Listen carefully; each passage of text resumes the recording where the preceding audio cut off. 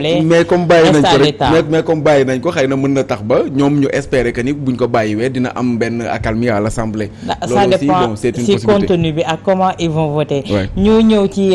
waxtaan bi Bocar tey Alliance pour la République li nga xamante ne moom moo indi guerre de positionnement bi moo di ne appel à candidature. tey dafa mel ni carte blanche bi ngeen joxoon le président Macky Sall vous l'avez donné par la main gauche mais d'autres sont en train de la retirer par la main droite donné par la main droite et retiré par la main gauche autant pour moi. Waaw, c'est vrai que quand même le Benno Bokk Yaakaar plus exactement l'APR en général joxoon nañu carte blanche le président Macky Sall pour que mu choisir son défunt le candidat de Benno Bokk Yaakaar. Mais à notre grande surprise et aussi malheureusement, on a vu que quand même hier, ce qui s'est passé au niveau de la permanence de l'APR, et là je pense directement c'est notre camarade le Premier ministre Amadou Ba qui est derrière tout ça, derrière cette fronde, parce que li am démb dañ koy ñaawlu. On ne peut pas vouloir une chose et son contraire. C'est mënuñu jox carte blanche le président de la République ne ko koo tànn rek moom la ñu àndal. ba pare ñu instaurer wala ñu appeler une réunion une rencontre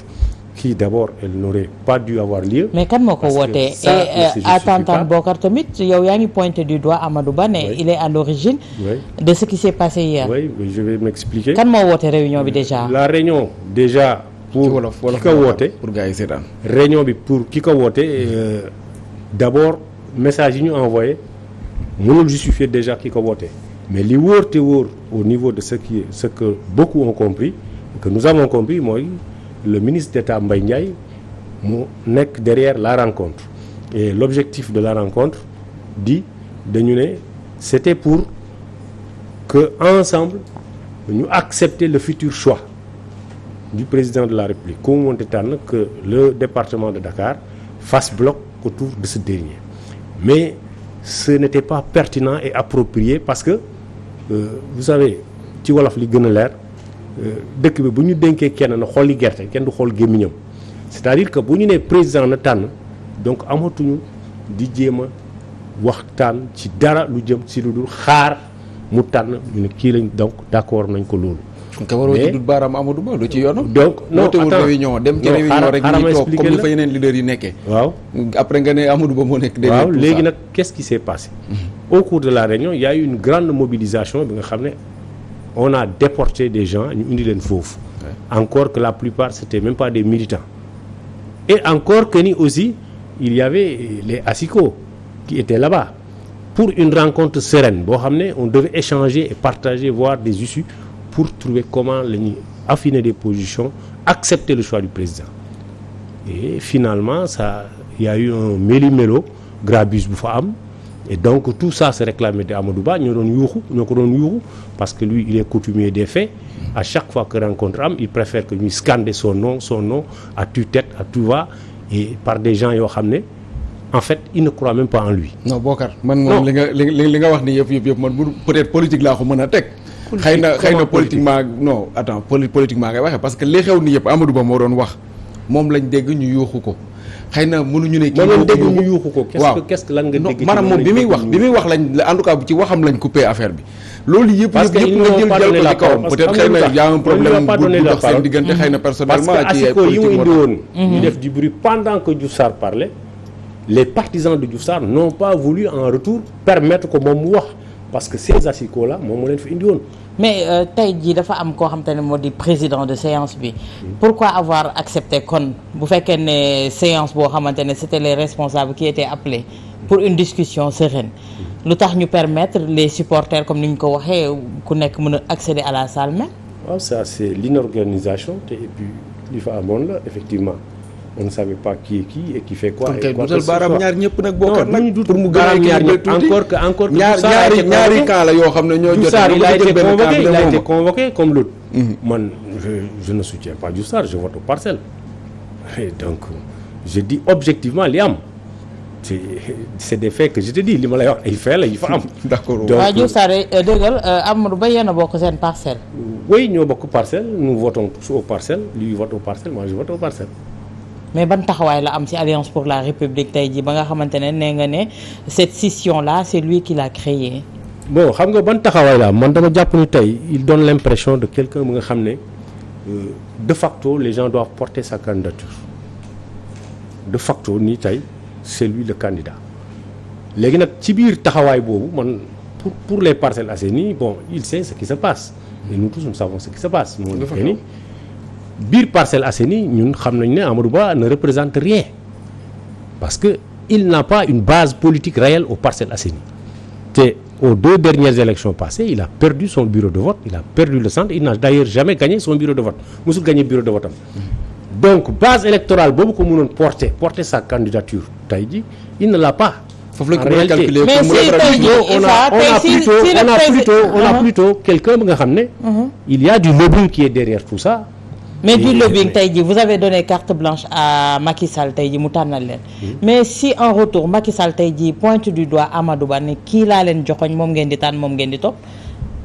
qu'en sera-t-il de votre parti ou de votre coalition tey jii bu fekkee ne d'ores et déjà commencé ngeen ko chercher des noises moom Amadou Ba ah mais vous l'avez connu comme moi nous tous nous le savons déjà certains wax nañu taxaw nañu ne carrément ne bu ñu ko tànnee ils ne seront pas derrière eux quoi qu'il en soit ak qui que le président puisse désigner on aurait quand même souhaité mu doon ku nga xamante ni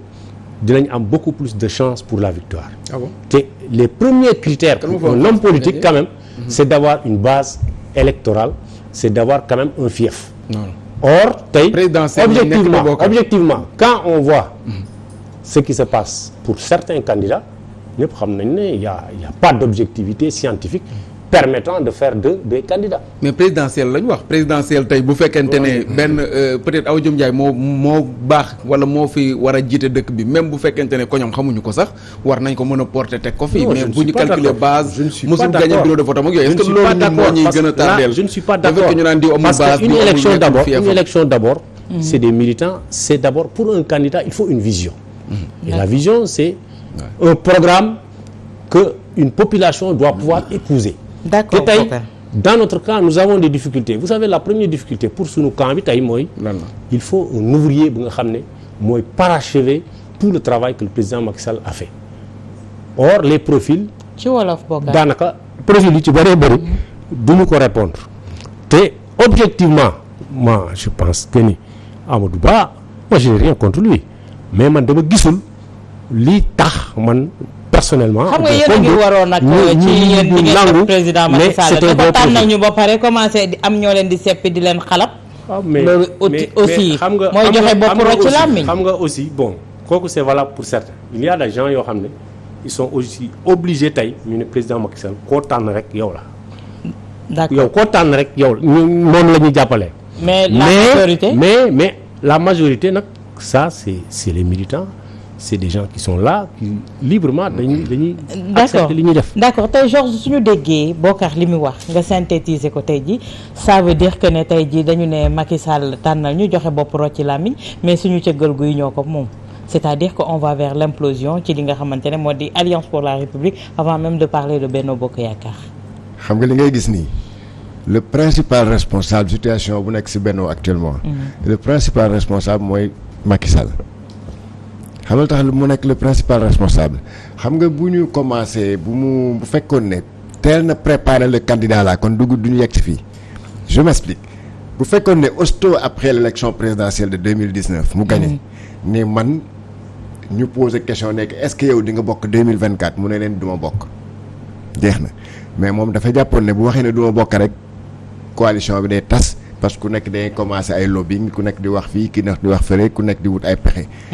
mais bu ko fekkee ne daf ko waxoon en 2019 mu ne Bokar Jong mooy candidat bi jàppale leen ko préparer ko Bokar commencé par exemple di préparer wu doo dégg kenn mu ne leen 5 prochaines années yi fii ba 2024 nous sommes en 2019 mu ne fii ba 2024 def leen lépp pour que Bokar soit dans les conditions optimales pour mën a gagner la présidentielle de 2024 boobu boobaa kenn du ñoom du ŋaañ kenn du branché kenn du wax ne non Bokar du ma jiite parce que boobu gars yi ku bëgg a fippu mën na la dàq. ku bëgg a fippu mën na la yóbbu kaso bu fekkee ne yor na sa dossier bu mu def si coude bi. ku bëgg a fippu mën na la ne génneel parti bi mais malheureusement c'est pas le cas parce que fu mu nekk nii juróom-ñaari weer moo ko dese juróom-ñaari weer yooyu am na si ñoo xam ne dañ na loolu day saa yi lu des mbir mi bëriwul man je suis libre comme le vent. comme gis nga ñoom Aziz Diop tey ne dañoo xëy démissionné ne waaw man damay nekk conseiller le président Macky Sall du ma may conseiller nit boobu du ma déglu man damay dem xam nga loolu moom c'est pas sérieux xam nga boobu daa xam ne rek kii moom jeexal na moo tax mu ñeme wax loolu mais yow xam nga un âme et conscience mais man nga ne may kaay di ma xelal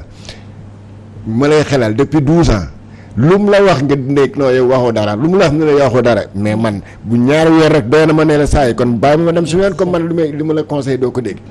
Donc ça veut dire que même à la limite pendant 12 ans ñu lay fay salaire boobu tu l'as pas mérité parce que defoo lu mën a tax nga kii ko donc loolu tax ma ne la c'est parce que am na si ñoo xam ne si ñoom xam nañ que ne on est en fin de truc là donc lu leen neex nag ñu wax lu leen neex def parce que xamatuñu ils n'ont plus rien à perdre quoi. D'accord. Maintenant pour les candidatures. Pour revenir aux candidatures le président yaakaar naa ni toog rek ba jour bu mu xam ne jour boobu la ñëw rencontre maire ak les présidents du conseil départemental. pour ne leen bàyyi leen ma tànnal leen. yaakaar naa kay booy dem si échéance boobu booy toog ba xalaat ne man du ma nekk candidat war nga xalaat ne waa su ma demee kan moo may remplacer kan mooy nekk su ma dauphin au moins man loolu laa jàppoon. donc bu fa waxee gars yi bàyyi leen ma tànnal leen seen candidat te ku mu leen tànnal naa ko jàppale. Financièrement naa ko jàppale battre campagne pour lui pour mu mën a gagner parce que du ma toog ngeen may ànd ak yéen ñu lay ngeen yàq suma der dinaan on a battu Macky Sall aux élections mais ce que j'ai pas compris c'est que yow yaa wax loolu mooy tànn ba pare ñi ma dégg nii yëpp candidats les potentiels candidats à la candidature Moustapha Niass moo leen di auditionné mais Moustapha Niass leen la si yoonam Moustapha Niass moom la ñuy remplacer Macky Sall la ñuy remplacer Moustapha Niass n'a jamais dit que bàyyi leen ma tànnal leen encore que Moustapha Niass bon am na ñoo xam ne dañ ne ñun suñu candidat bu ñu war a am si biir pour 2024 APR la war a jógee waaw kon léegi lan na si yoonu Moustapha moom nga xam ne moom tamit AFP moom kay na tànn na jéem wut mbër man su ma nekkoon à sa place non quand même yenn yi sax moom ça on ne comprend pas moom instant dafa doon fekk moom mu am candidat am si biir parti am ne ko sampal seen dënd comme du yaa gars yi PS tamit am candidat mais léegi ñi ngay wax nii yëpp ñoom tous ils sont de l'APR donc yooyu yeneen gars yi ñoom PS ñoom AFP ñoom PIT ñoom LD bon beneen LD bi parce que LD debout wala LD couché non LD couché ñooñu ñëpp daal dañu ne voilà ñun moom vraiment ñun ñu ngi nii rek di leen di tàccu yéen waa APR ku leen indi baax na mais c'est ça le problème. D'accord mais Issa tey jii est-ce que tey jii li xew yëpp du Macky Sall moo ko bëggee ni mel ndax su ne bàyyi leen ma tànnal leen amul raison pour ñuy tenir des réunions pour xool kan la ñuy tànn comme que jox nañ ko carte blanche moom moo leen war a tànnal est-ce que réunion bi waroon na est-ce que tey jii situation bi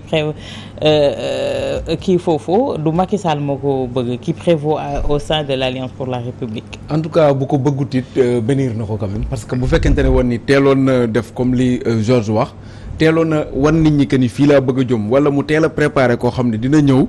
ñu xam ne kat kii la bëgg bu fi jógee mu remplacer parce que yàgg jóge dafay am même bu amoon 3e mandat sax après xanaa fii ba 10 mandats dina fi jógee benn un jour viendra dina fi jógee donc bu fi jógee ki mu bëgg mu remplacer ko waral na ko teel a préparé xelaatoon que ni lañ mayoon Wade wala luñ mayuloon Wade moom duñ ko may loolu yëpp yaakaar naa étudier woon na ko ba noppi beneen bi mooy li xew siège APR sànq maa ngi dégg Bokar mais quand même du ma d'accord ak moom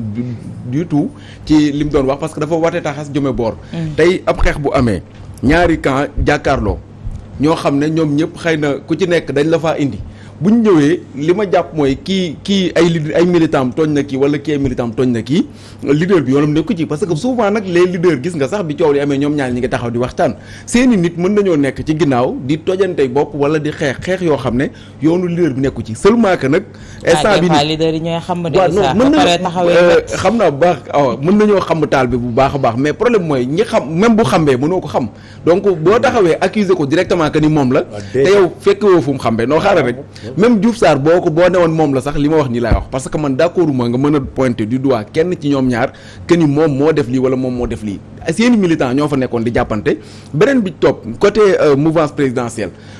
est-ce que président nekkul di préparer peut-être une défaite mooy jàpp que ni bon mënu leen a gagner naa leen bàyyi foofu noonu ngeen nekk fa di xeex man ma lijjanti ji leneen. mais est-ce que lui ça l'arrange loolu arrangé wu ko mën na ko arranger d'une part du candidat yooyu rek ñoo fi nekk de au Sénégal dégg nga fi un leader bu dugg ci pouvoir bi ne la il y a 15 mois ba léegi ñi ngi waxtaan man ak le président. 15 mois boo ko arriéré kañ la woon. c'était avant la présidentielle de 2019 n'est-ce pas. qui ose discuter avec un candidat de l'opposition en 2019 xëy na war na ko mënaat en 2024 pourquoi pas.